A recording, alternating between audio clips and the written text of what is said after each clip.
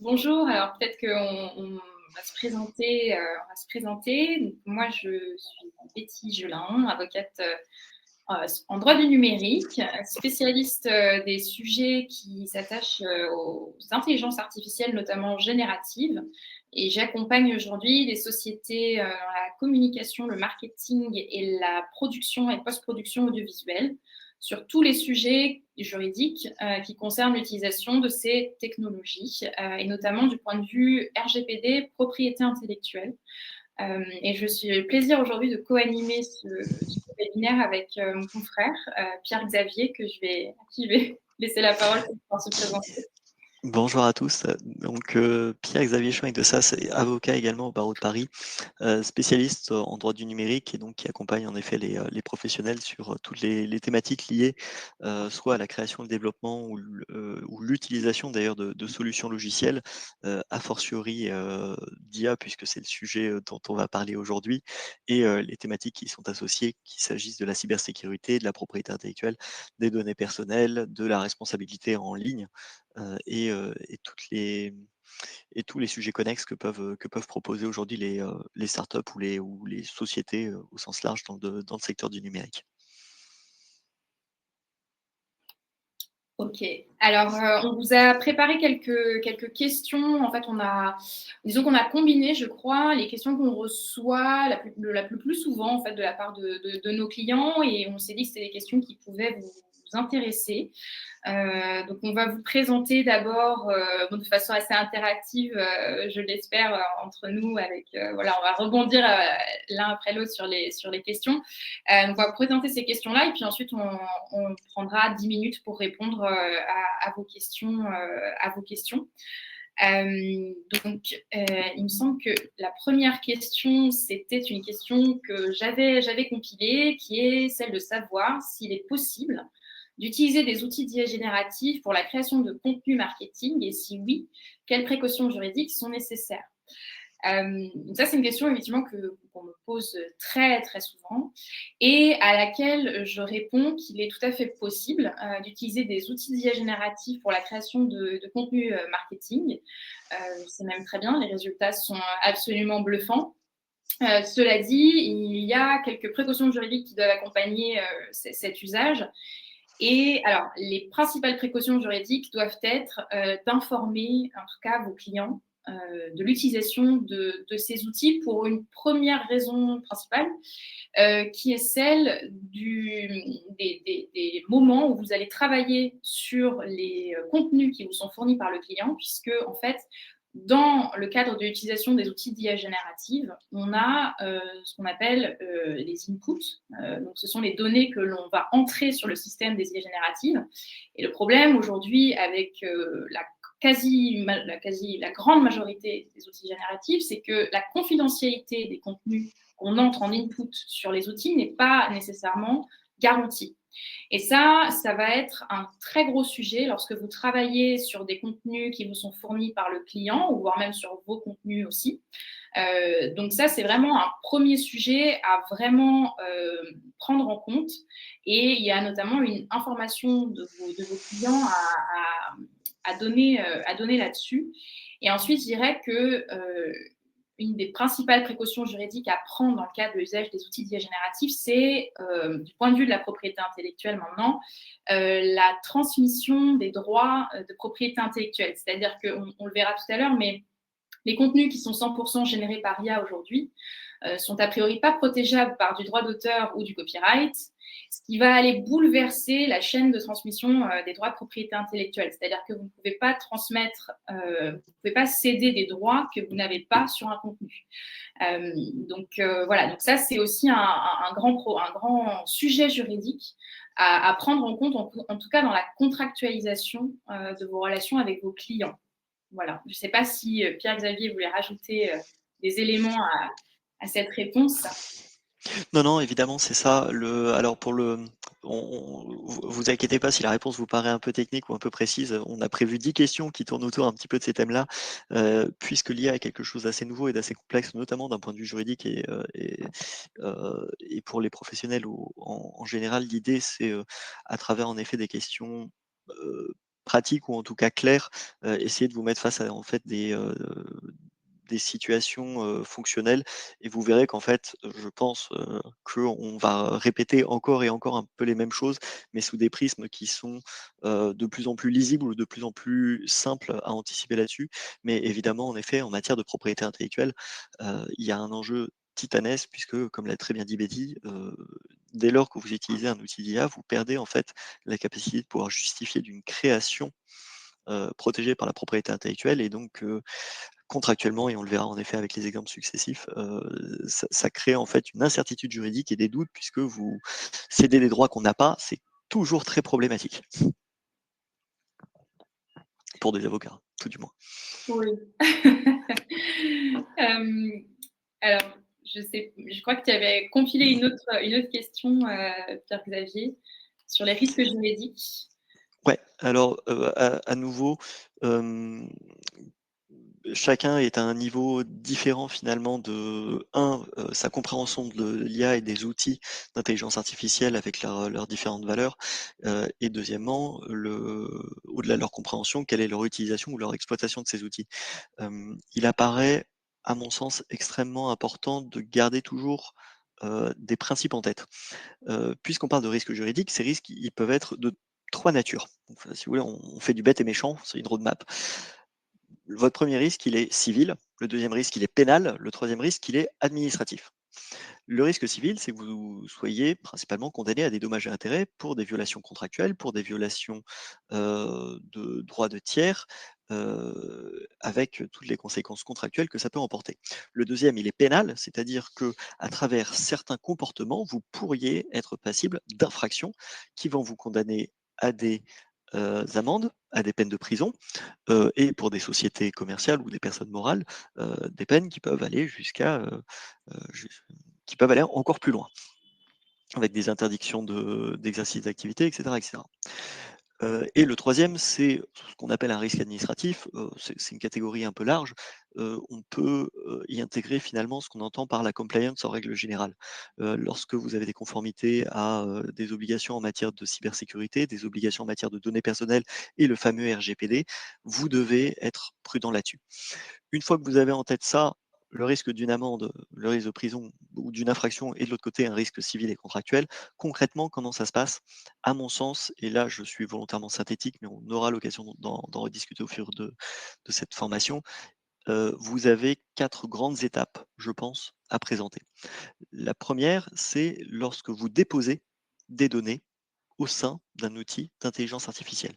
Quelles données est-ce que vous déposez? Est-ce que vous avez le droit de déposer ces données? Et évidemment, vous comprenez par exemple que d'un point de vue civil ou de risque civil, l'enjeu c'est un enjeu de confidentialité. Est-ce que les informations qui vous ont été remises, vous pouvez les mettre à disposition si ce sont des données clients? Si vous voulez générer, participer à la création d'une œuvre artistique, est-ce que les données que vous allez mettre en ligne, est-ce que vous avez les droits sur ces données? Est-ce que vous avez le droit d'entraîner une IA ou d'utiliser ces choses? Ou c'est soumis à une propriété intellectuelle? Alors, on pense évidemment à l'image, mais pensez à la voix, pensez à tous les autres attributs qui pourraient être protégés, la musique, tous les arts. Là-dessus aussi, il y a un risque et vous voyez bien que puisqu'on parle de propriété intellectuelle, mais Betty, je pense, le reprendra, vous avez un risque qui est à la fois civil, de dommages et intérêts, et ou concurrence déloyale, et un risque pénal, puisque on tombe potentiellement dans des qualifications d'infraction, ou d'usurpation d'identité ou de violation de la vie privée. Bon, à nouveau, vous voyez que les choses se complexifient. Donc, premièrement, quelles données vous déposez?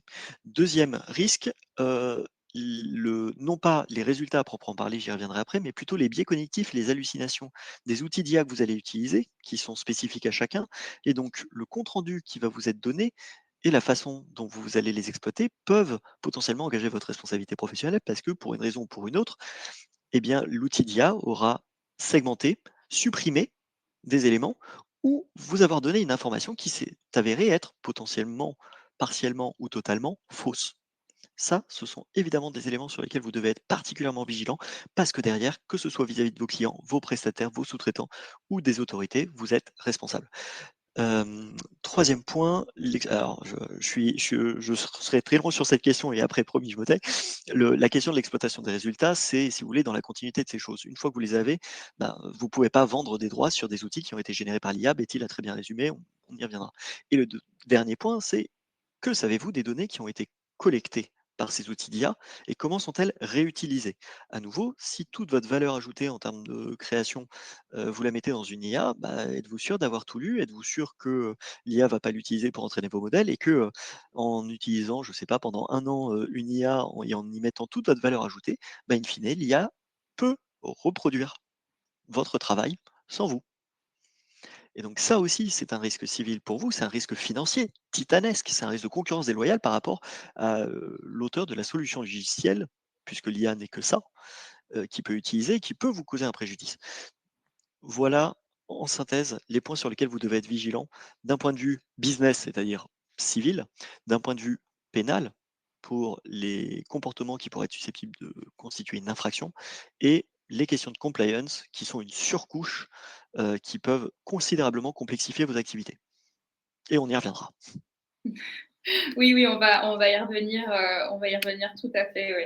Parce qu'effectivement, c'était un petit peu ce que tu disais, on va dire plus ou moins les mêmes choses sous différents prismes, parce qu'en fait, les sujets de responsabilité sont les mêmes dans beaucoup de situations dans le cadre des IA génératives. Et donc là, moi, j'ai eu cette question aussi beaucoup sur la possibilité d'utiliser des deepfakes, des doubles numériques dans des contenus marketing. Et si oui, quelles sont les précautions juridiques à prendre? Alors là, petite distinction tout d'abord entre le deepfake et le double numérique. Souvent, la distinction, c'est que le deepfake, on n'a pas le consentement de la personne en question, et le double numérique, on a le consentement. C'est pas toujours vrai. En tout cas, bien souvent, c'est la distinction qu'on fait. Le double numérique, pour prendre un exemple tout à fait récent, c'est les mannequins H&M qui donnent leur consentement pour qu'on puisse créer une copie numérique de leur corps afin qu'elle n'ait plus à se déplacer pour faire les shootings, etc. C'est une pratique qui est très courante déjà dans le cinéma, qui était très courante déjà dans le cinéma et qui aujourd'hui est démocratisée donc dans la mode. Alors, sur ces questions-là, est-ce que c'est possible de les utiliser? On voit bien avec l'exemple d'H&M que oui, c'est tout à fait possible d'utiliser des doubles numériques dans des publicités. Alors, les deepfakes. Attention, il faut quand même revenir sur cette distinction. Les deepfakes, c'est différent parce que les deepfakes, si on n'a pas le consentement de la personne, etc., là, on court de très, très grands risques juridiques. Donc là, vraiment, c'est tous les risques que Pierre-Xavier mentionnait juste avant. Donc, Civil, pénal, administratif. voilà, Enfin, je ne vais pas y revenir, c'était très clair. Donc attention, deepfake, sans le consentement de la personne, c'est totalement à prohiber. Sachant qu'en plus, sur tout ce qui est deepfake, il y a une obligation de signaler, ça c'est l'IACT qui nous dit qu'on a une obligation de signaler de façon très claire qu'un contenu est un deepfake lorsqu'il peut induire en erreur, typiquement sur le cas des fake news. Bon, pour revenir au marketing, puisque là, on s'en éloigne un petit peu dans le cas des deepfakes, mais ce qui concerne à mon sens beaucoup plus le marketing, c'est la question des doubles numériques. Les doubles numériques, il faut bien garder en tête que ça se passe vraiment avec le consentement de la personne dont on fait une copie numérique. Et ça se passe avec son consentement donc pour toutes les utilisations et il n'y a pas d'utilisation plus large, c'est-à-dire que c'est un contrat vraiment de cession de droit à l'image des plus classiques, cession de droit à la voix s'il y a lieu, et c'est vraiment le type de contrat auquel on est déjà habitué, mais il faut absolument passer par ces contrats-là dans ces cas-là. Je rappelle également que sur les visages, le corps humain, la voix, il n'y a pas de droit d'auteur. Donc là, on est sur des droits de la personnalité, ce qu'on appelle. Donc c'est voilà, cession de droit à la voix, cession de droit à l'image, mais il n'y a pas de cession de droit d'auteur sur un mannequin. Le droit d'auteur sur des personnages, c'est très particulier, ça s'applique dans des cas vraiment restreints, sur des personnages de fiction, etc. Mais il faut vraiment garder en tête qu'on n'est pas du tout sur du droit d'auteur quand on parle de personnes humaines. Voilà, dans la plupart des cas. Attention aussi parce que la voix, l'image, en plus d'être ce qu'on appelle des droits de la personnalité, ce sont aussi des données à caractère personnel et des données à caractère personnel biométriques, donc sensibles. Ça veut dire que, par principe, il ne doit pas y avoir de traitement de ces données-là, sauf consentement explicite et quelques cas strictement énoncés dans le RGPD. Mais le cas qui nous intéresse, nous, dans le cadre du marketing, c'est le consentement explicite de la personne. Ça veut dire, vraiment, j'insiste, que dès qu'on pense clone double numérique, il faut absolument qu'on ait un consentement libre éclairé de la personne pour des utilisations qui sont définies strictement. Voilà, donc ça c'est vraiment très, très important. Et puis un dernier point là-dessus, puisque ça a fait l'actualité récemment, le cas du clonage vocal post-mortem notamment. Vous avez certainement entendu parler de cette affaire d'Alain Dorval, qui était un acteur voix, notamment pour Sylvester Stallone, et qui est décédé, et dont la voix a été clonée sans son consentement pour doubler un film de l'acteur. Alors ça, pareil, il faut faire très attention parce que déjà, selon les pays où on se trouve, les lois sont différentes, mais en tout cas en France, il faut savoir que les contrats, les héritiers d'une personne décédée n'ont pas la qualité pour passer des contrats qui vont porter sur le clonage de la voix de la personne décédée. Donc à partir de là, il faut vraiment partir du principe que le clonage vocal d'une personne qui est décédée est extrêmement risqué, puisqu'on ne peut pas, par définition, obtenir le consentement de la personne, de la personne concernée, puisqu'elle est décédée. Donc, ça va passer par une consultation des héritiers et potentiellement une autorisation de leur part. Mais en tout cas, ce qu'il faut vraiment se mettre, il faut absolument éviter de cloner la voix d'une personne qui est décédée donc, en France sans son consentement. Aux États-Unis, les lois sont un peu différentes. Il est possible, pour les héritiers en tout cas, de signer des contrats sur l'exploitation de la voix des personnes décédées. Mais en France, c'est pas les mêmes, c'est pas le même régime juridique, et donc ce cas-là, en tout cas, est assez sensible, en tout cas au regard de l'actualité. Donc je voulais le mentionner. Voilà.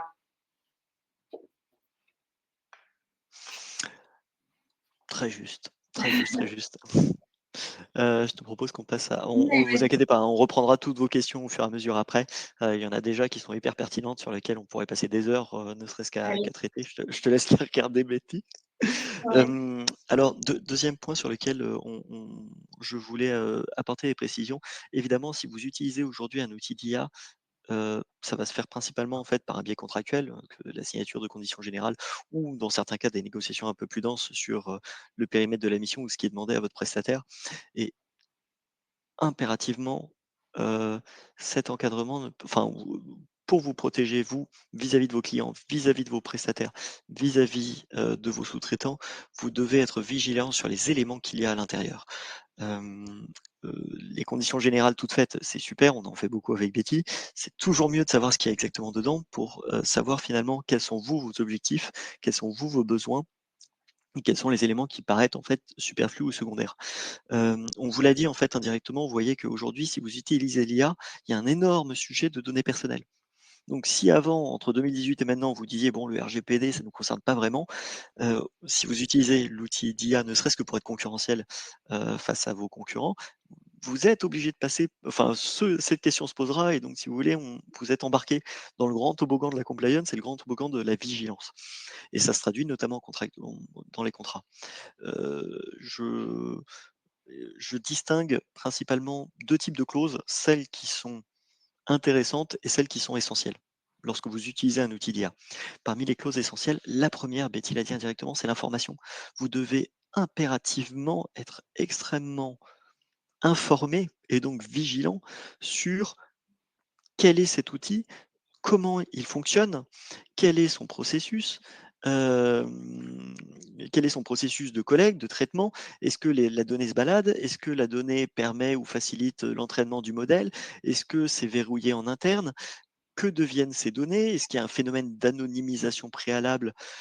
Comment est-ce que l'IA, si on parle sur de la création d'images, traite et vous voyez qu'on peut mettre les curseurs très, très loin en fonction de vos objectifs et de vos besoins.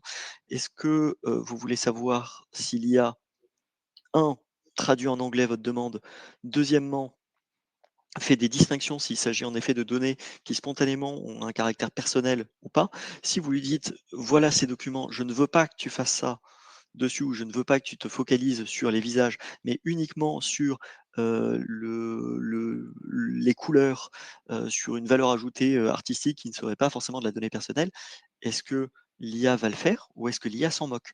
Ça, c'est des éléments, passé un certain cap, qui évidemment va, ou devrait vous interpeller, puisque si en effet vous allez utiliser une grosse banque de données comprenant des voix, des éléments liés à la personnalité, et ben, derrière, vos clients ou les détenteurs de droits sur ces bases, ou des autorités de compliance, CNIL, DGCCRF, j'en passe et des meilleurs, sont susceptibles de vous demander des comptes. Et si vous n'êtes pas capable de justifier des choix de votre prestataire à travers notamment l'encadrement contractuel qui est proposé, vous risquez et vous consolidez un risque juridique sur vos activités. Euh, Parmi les autres clauses, bah, évidemment la propriété intellectuelle, mais il faut tout lire, même les trucs. Plus c'est écrit petit, plus il faut le lire, parce que évidemment, un grand nombre d'outils d'intelligence artificielle qui proposent leurs services, généralement, limitent considérablement leur exposition quant aux résultats générés. Par contre, aiment beaucoup sous-entendre que tout ce que vous mettez, vous êtes supposé en avoir les droits et vous leur donnez des droits d'utilisation ou de réutilisation, notamment à l'occasion soit d'entraînement, soit de compilation d'autres contenus.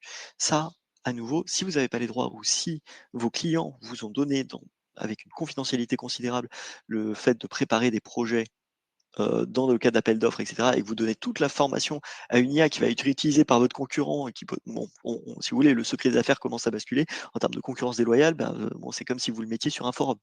Donc là-dessus, c'est particulier. La question de la confidentialité, évidemment, la question du RGPD, on retombe dessus, encore une fois.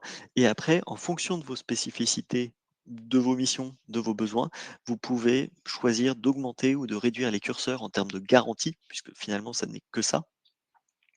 Et je dis un dernier point là-dessus, heu, et ça touche tous les secteurs, y compris, les professions réglementées.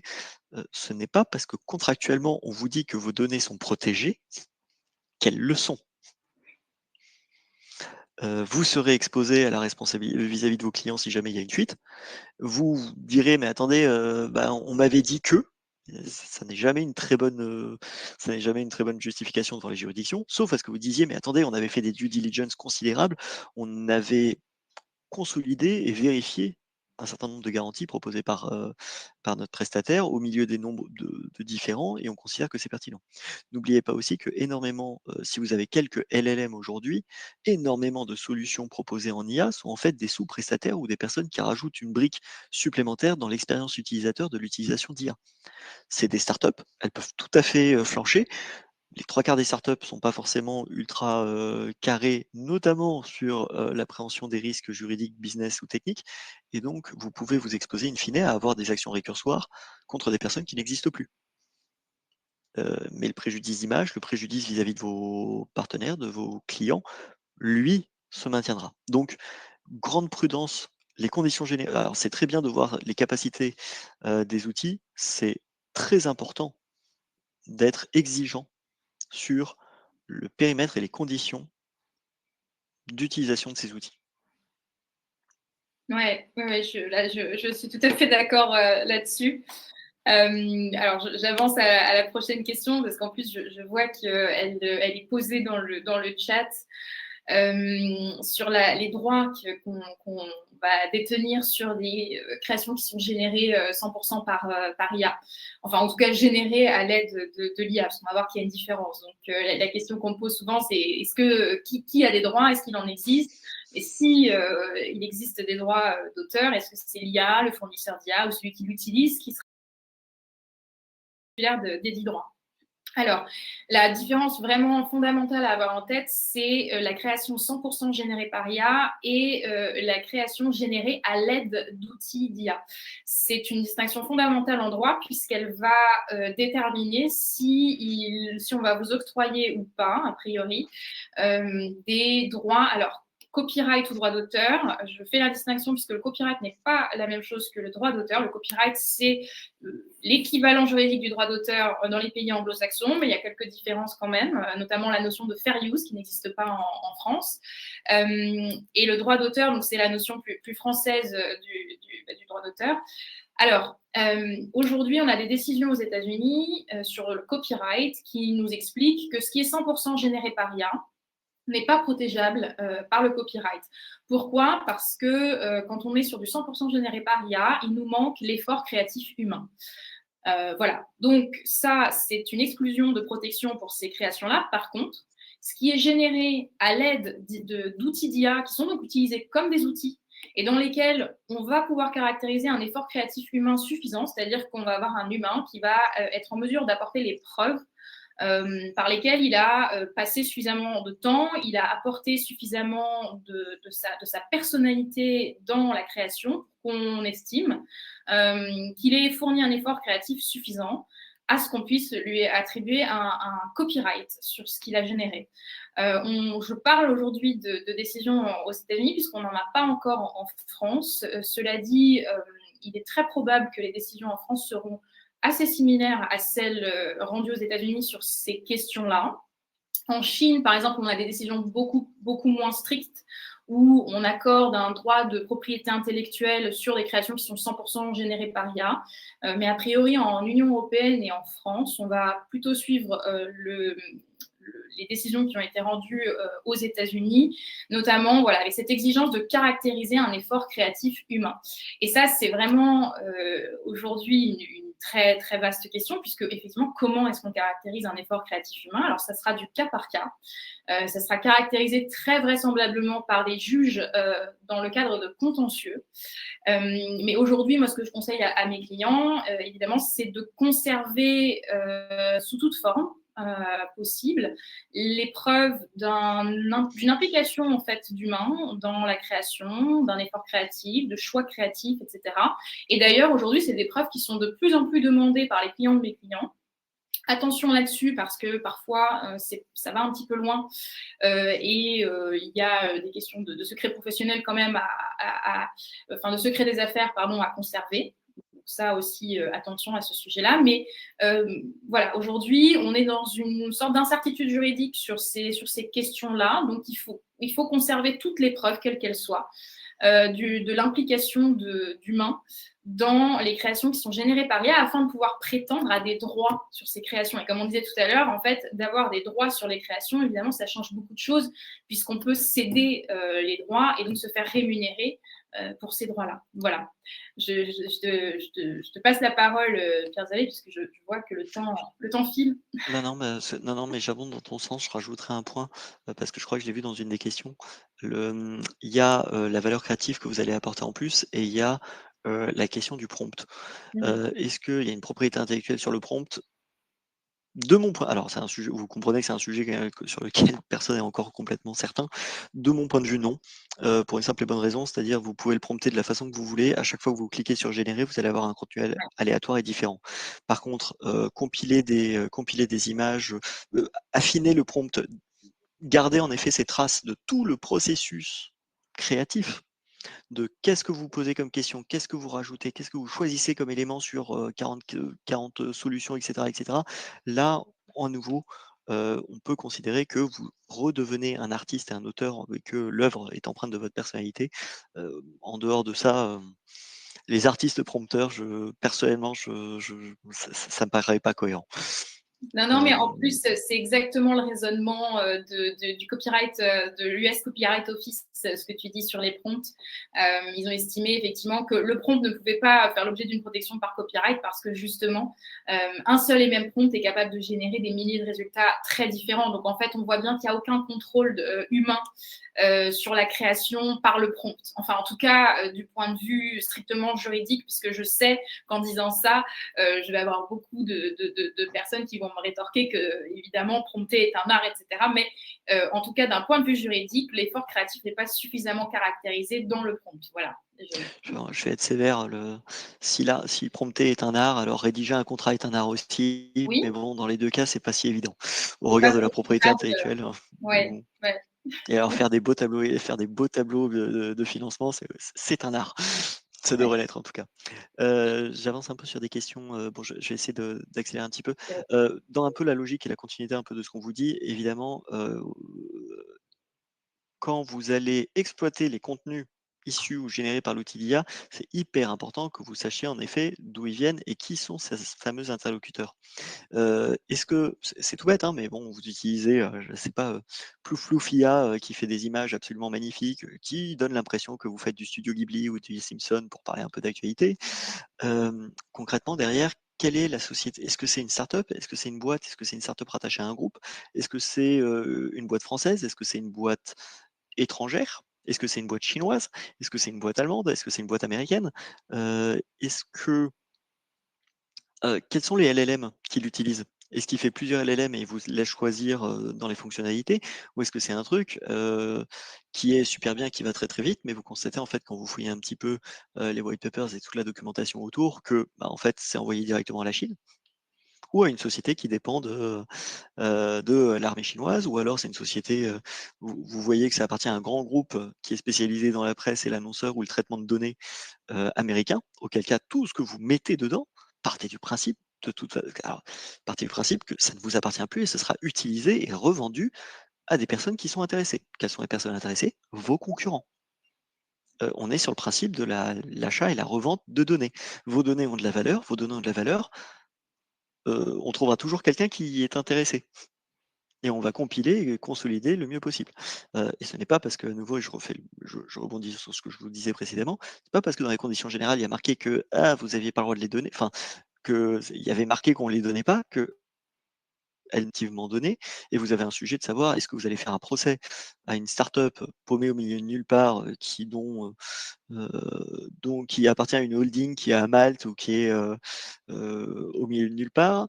Est-ce que vous pensez que vous allez récupérer le préjudice financier et commercial titanesque au bout de 10 ans de procédure? Ou alors plutôt vous dites: «Bah, écoutez, alors oui, soi-disant cette IA va super vite et beaucoup plus rapide que les autres, et si on était prudent? Ou c'est bien de courir, c'est mieux de pas tomber». Un petit peu un c'est un petit peu ces échanges. Donc à nouveau, c'est des process que vous pouvez implémenter. Quel est le parcours utilisateur qui est proposé? Quel est le mapping? Quels sont les sous-traitants même? Je vous le disais, hein, quelle IA il utilise? Quelles autres, solutions logicielles? Est-ce que leurs données sont sur des hébergeurs en France ou à l'étranger? Heu, Outre la déclaration et ce qui est marqué de magnifique sur leur site internet, qu'est-ce qu'il y a dans le contrat? Est-ce qu'ils eux-mêmes ont fait un travail d'audit pour se soumettre à des normes qui garantiraient un certain nombre de choses? On pense évidemment aux normes ISO. D'un point de vue compliance, est-ce que leurs données sont hébergées, enfin en matière de données personnelles, est-ce que c'est hébergé au sein de l'Union européenne? Et évidemment, vous vous doutez qu'une boîte qui est, au sein de l'Union européenne, qui est soumise à un certain nombre de normes, c'est vachement plus facile d'aller rechercher ou obtenir des garanties qu'une société qui est à Madagascar, qui est, en Corée du Nord, en Russie, en Iran, en Amérique du Sud. Vous avez en réalité absolument aucun contrôle au-delà d'une présentation, je dirais même pas juridique, d'une présentation commerciale, promotionnelle de ce à quoi ils s'engageraient. Et à nouveau, Betty a dit le mot important tout à l'heure, le secret des affaires. Et là, on parle de la protection de votre business, on parle de la protection de votre clientèle, on parle de la protection de votre stabilité économique et de votre valeur ajoutée. Tout ça, ce sont des éléments, à nouveau, qui doivent être appréhendés. Ça fait écho un petit peu à ce que dit quelqu'un.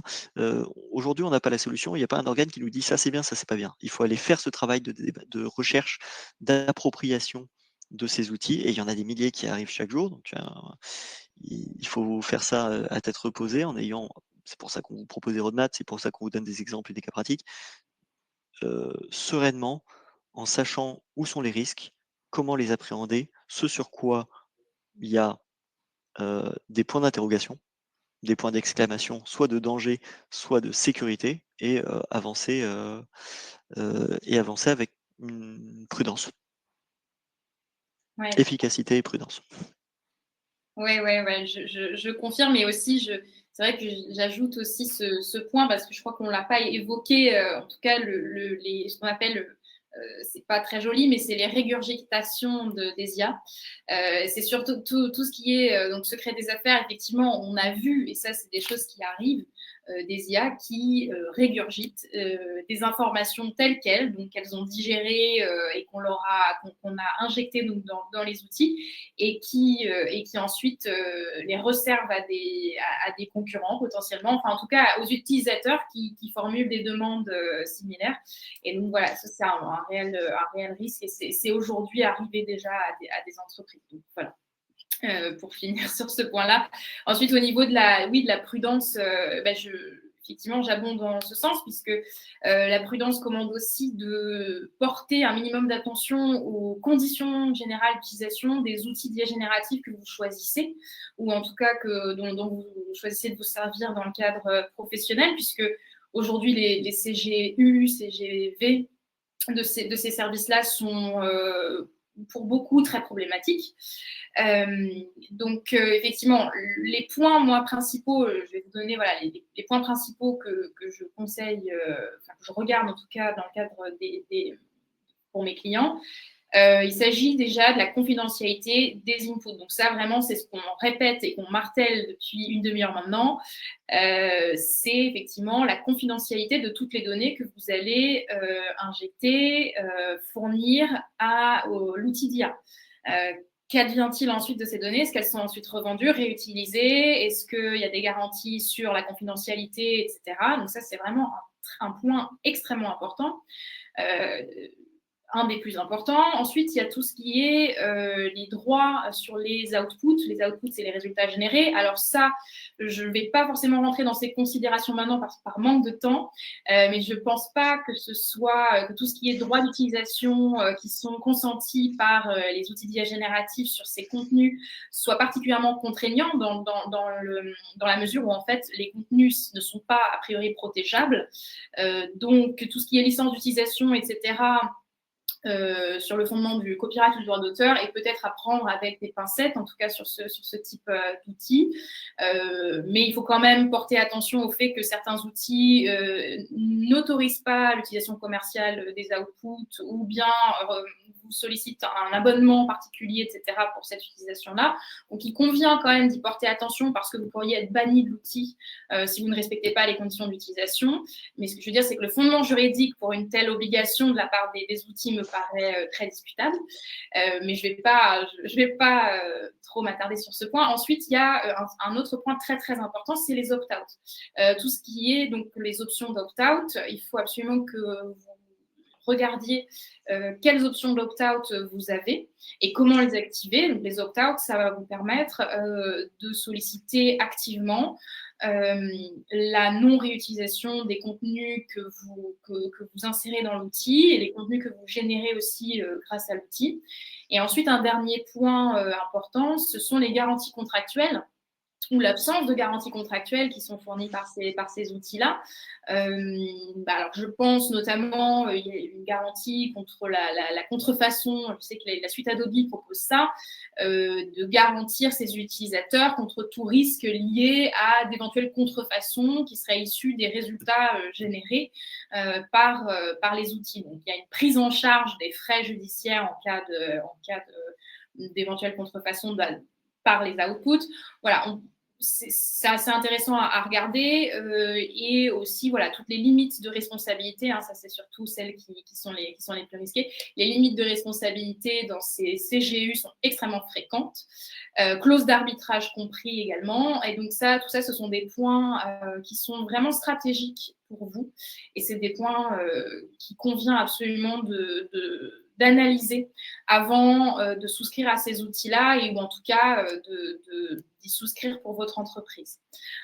Voilà, je te laisse la parole. Je vais chercher mon chargeur, donc je pense que voilà, je vais éteindre mon écran 2 minutes. Je reviens, promis. Oui, non, bon, à nouveau, vous voyez qu'on commence à tourner un petit peu autour des mêmes informations, donc je vais essayer d'aller un petit peu plus vite pour essayer de répondre à toutes vos questions, parce qu'il y en a quand même un sacré paquet.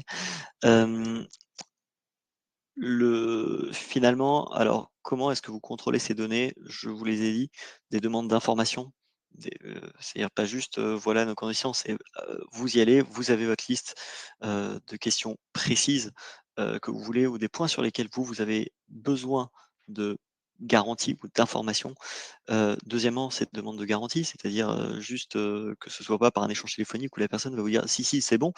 Un écrit dans lequel les process de votre prestataire sont définis, sur lequel il y a des vrais engagements, tout ça, c'est des éléments qui vont vous permettre, un, vous, de sécuriser, de définir si oui ou non votre prestataire est finalement sérieux ou pas sérieux.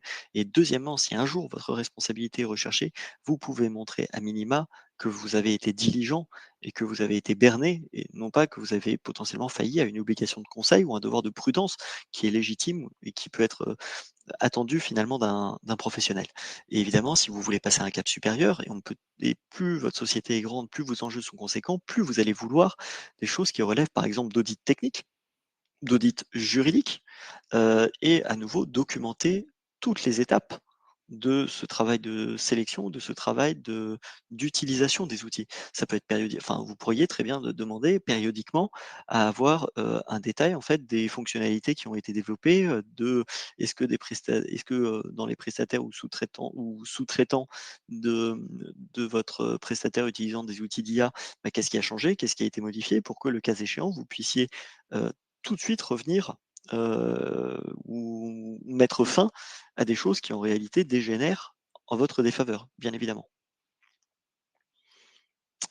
Bon, voilà, j'essaie de laisser le plus de temps possible aux questions, mais Ouais, alors bah, je termine vraiment sur cette question qu'on me pose aussi sur le chatbot commercial qui est responsable en cas des erreurs de l'IA, parce qu'aujourd'hui, c'est vrai qu'avec les agents IA, etc., on a beaucoup de projets de chatbots commerciaux, etc. Pour faire très rapide, on a un exemple qui vous parlera sans doute de Air Canada qui avait mis en place un chatbot IA sur son site web. Un utilisateur avait sollicité le remboursement de son billet auprès du chatbot, avait obtenu une réponse favorable pour le remboursement de son billet. Il s'avère que le chatbot s'était trompé. L'utilisateur, le client n'avait pas le droit, en l'espèce, au remboursement de son billet. Le cas a été jugé au Canada. La solution serait très certainement similaire en France si un cas similaire se présentait. Évidemment, c'est la société qui met à disposition le chatbot pour ses clients, en l'occurrence Air Canada, qui est responsable des erreurs du chatbot. Et en l'occurrence, Air Canada a donc dû rembourser le billet d'avion à son client, puisque le chatbot on avait décidé ainsi, voilà. Donc, disons que je trouve que cet exemple est assez parlant, juste simplement pour se dire, il n'y a pas de responsabilité de l'IA à proprement parler, c'est-à-dire que l'IA n'a pas de personnalité juridique. En cas d'erreur, d'hallucination ou voilà, de bug de l'IA, c'est l'entreprise, la personne qui a mis à disposition le système d'IA qui sera tenue juridiquement responsable. Les cas où il pourrait être exonéré de cette responsabilité, ce serait potentiellement une mauvaise utilisation, une utilisation frauduleuse en tout cas de l'outil, mais c'est des cas qu'il faut prouver tout d'abord, et puis en plus qui seront pas a priori les plus fréquents. Voilà. Je ne sais pas si Pierre-Xavier, tu voulais rajouter des choses. non, non, non, non, très bien. Ok. Pareil à nouveau, bon, je vais encore plus vite là-dessus. IA et compliance, je réponds même à la question d'une des personnes: est-ce qu'à un moment donné, on va pas avoir au sein des entreprises quelqu'un qui est censé être un référent ou quelqu'un de fiable et compétent pour accompagner la société dans la question de la conformité à la cybersécurité ou à l'IA? Bah, la réponse est oui.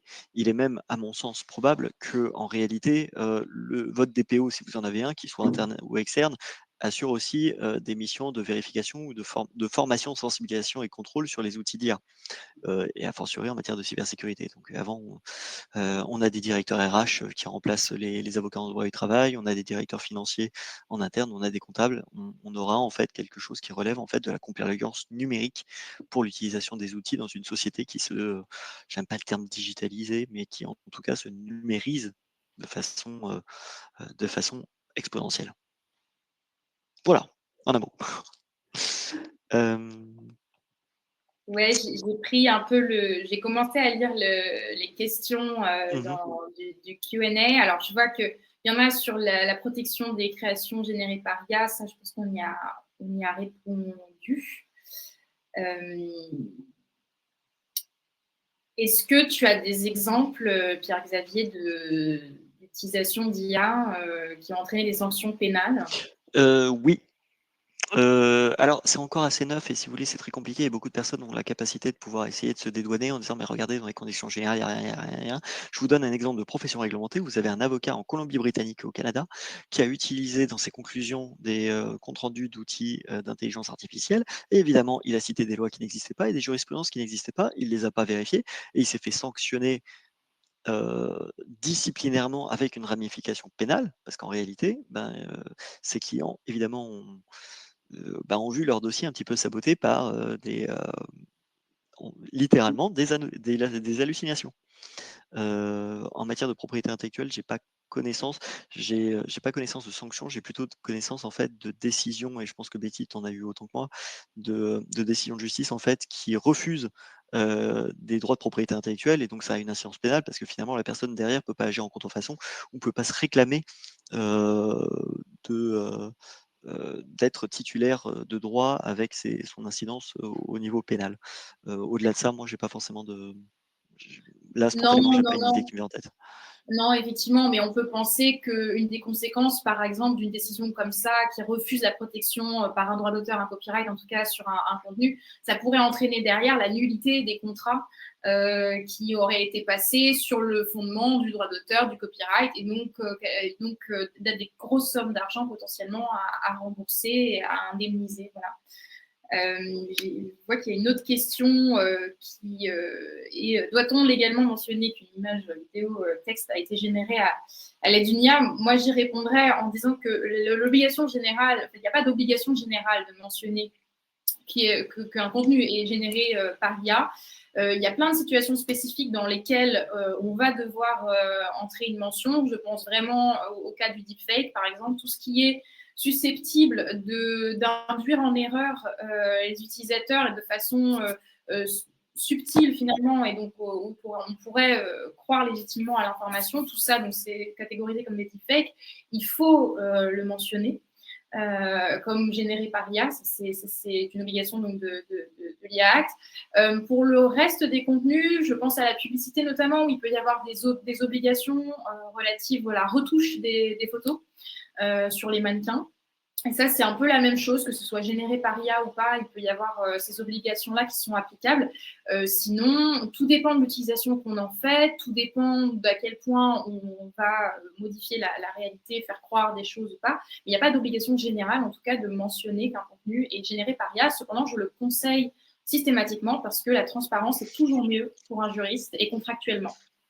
Je compléterai, ce qu'elle dit en disant qu'en fait, c'est pas une obligation légale, à supposer qu'elle apparaisse un jour. Par contre, de plus en plus, moi, je constate en fait des clients ou des personnes qui disent, vous vous engagez soit à utiliser l'IA et à justifier, parce qu'évidemment, si vous utilisez l'IA, eh bah, vous coûtez moins cher.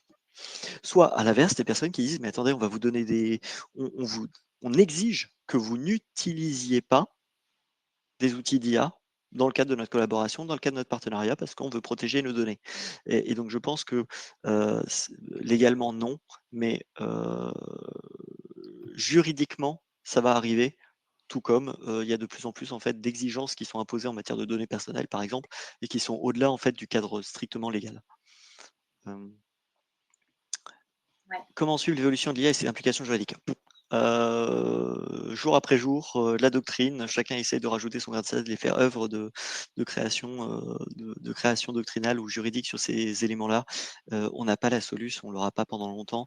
Ça va être un sujet qui va être compliqué, il faut juste des bonnes outils qui arrivent.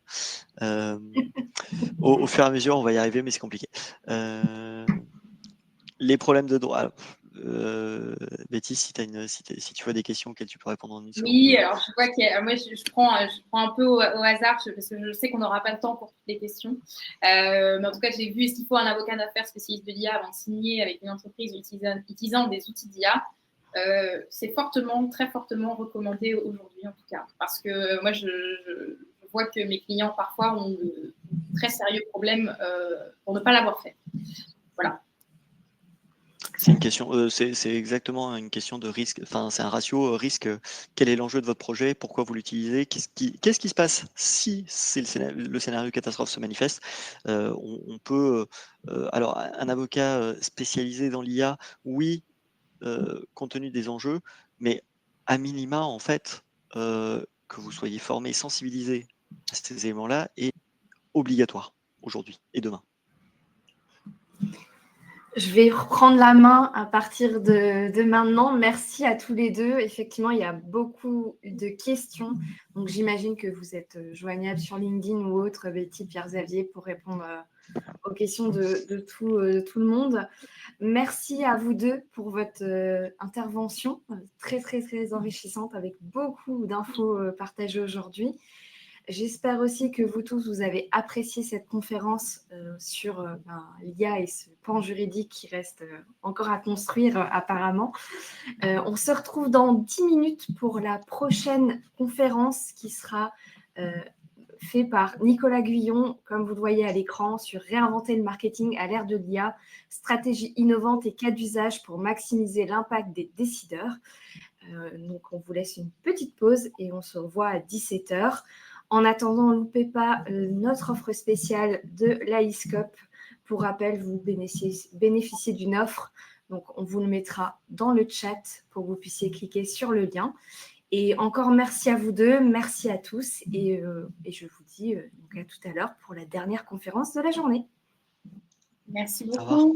Au revoir.